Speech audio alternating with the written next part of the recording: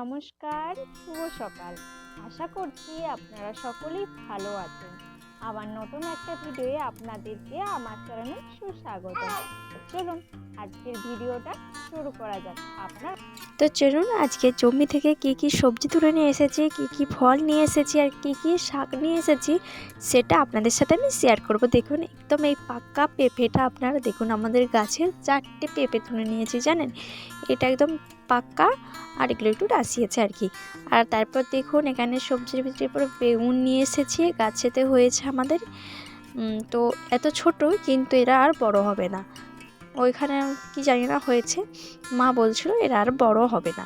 তো চলুন এই দেখুন পালং শাক নিয়ে এসেছি, পুনকো শাক নিয়ে এসেছি, এগুলো আজকে রান্না হবে জানেন তো।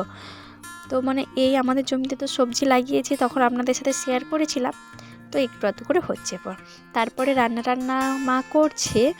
আর আমি চলে এসেছি মেয়ের স্কুলে। এখানে আছে বাচ্চা মানে 6 মাসের পরে বাচ্চাদের এখানেও অন্নপ্রাশন, মানে বাড়িতে হওয়ার পরে এখানেও ছোট্ট করে একটু অন্নপ্রাশন হয়, তাই ওখানে গিয়েছিলাম। তারপর বিকেলের দিকে চলে এসেছিলাম একটু মাঠের দিকে বেড়াতে, মেয়েকেও নিয়ে এসেছিলাম। মেয়ে তো মাঠ ফাঁকা, মাঠ দেখে একদম নামবে, ওকে কোলেতে কিছুতেই রাখতে পারছিলাম না। তারপর ওকে ছেড়ে দিয়েছিলাম এখানে।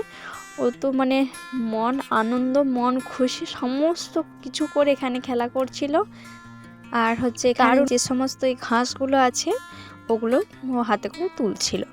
আমাদের ছাড়তে একটু ভয় পাচ্ছিল যদি ঘাসের মধ্যে কিছু থাকে, সেই জন্য দেখছেন কেমন ছুটটা দিয়েছে, আপনারাই দেখুন একদম ফাঁকা মাঠ পেয়ে একদম ছুট্টে হামাগুড়ি দিচ্ছে। কিন্তু আমরা সকলেই ছিলাম তো, ঘাসের ভিতরে তো কিছু থাকবে, সেই জন্য ওকে ধরে নিয়ে চলে এলাম। ওর বাবা ওকে নিয়ে চলে আসছে।